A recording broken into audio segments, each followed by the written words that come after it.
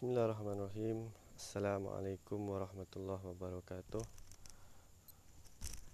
Selamat pagi. Alhamdulillah, syukur kepada Allah SWT di atas segala nikmat yang Allah SWT berikan.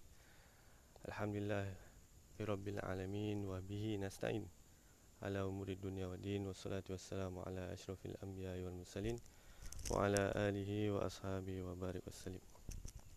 Baik, Alhamdulillah, syukur kepada Allah SWT. Bertemu lagi pada sesi pagi ini, InsyaAllah. Pagi ini kita nak share sikit tentang solat. Hadis Nabi SAW, As-salatu imaduddin, As-salatu imaduddin, wa faman aqamaha aqamaddin, wa man tarakaha faqad hadamaddin.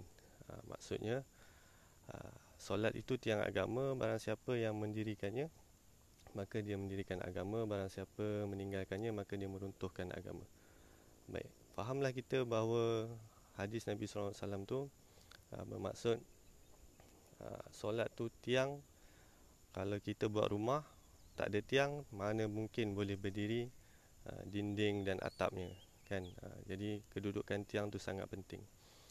Jadi dalam kehidupan kita ni, sebagai seorang Muslim, yang membezakan kita dengan bukan Muslim, antaranya inilah ibadah utama umat Islam, iaitu solat 5 waktu sehari semalam.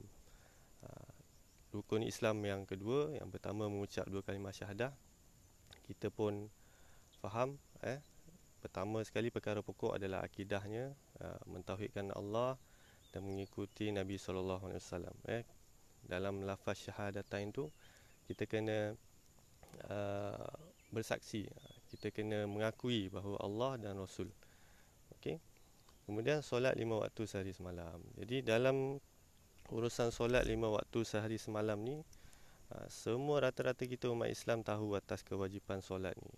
Cumanya kita ni diduga dengan ujian nafsu, hawa nafsu kita dan godaan syaitan yang sentiasa menghasut kita untuk kita bermalas-malasan, untuk kita rasa mengejar benda lain tu lebih utama.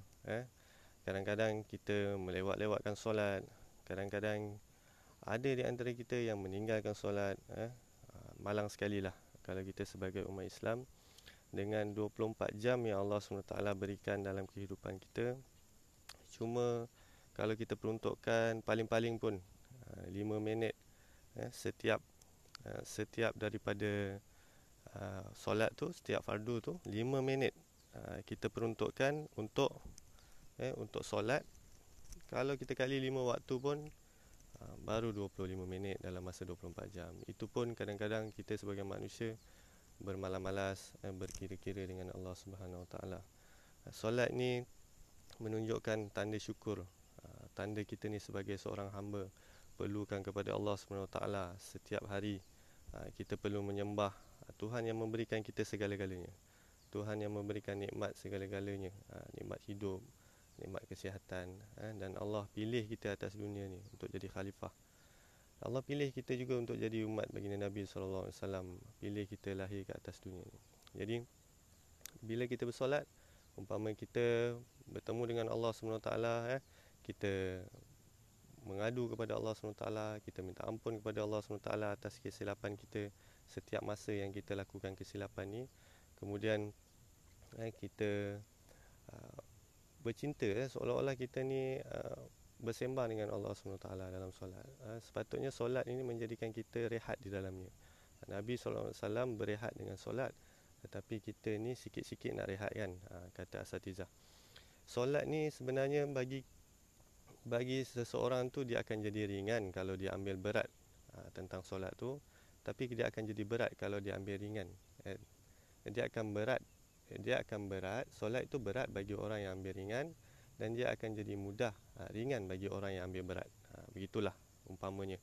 Jadi kalau kita sama-sama faham kenapa kita solat, kenapa kita perlu menyembah Allah SWT sebagai seorang hamba, insya-Allah kehidupan kita akan jadi tenang, bahagia, segala-galanya kita akan balikkan kepada Allah SWT. Dan hakikat roh solat tu sendiri, dia bukan ketika solat tu saja. Maka kesan daripada solat tu akan melahirkan diri kita di luar solat pun umpama kita sedang bersolat, menjaga tingkah laku, menjaga segala-galanya, insya-Allah.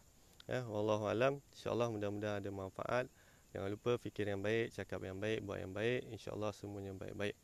Saya berada di mana? Saya sedang cycling, berhenti berehat sekejap di atas puncak, di sekitar Serendah, Hulu Selangor. Jadi alhamdulillah hari ini naik folding je, folding bike.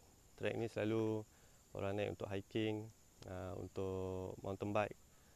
Alhamdulillah, nikmat yang Allah SWT berikan. InsyaAllah kita bertemu lagi pada video yang akan datang. Kita jumpa lagi. Assalamualaikum.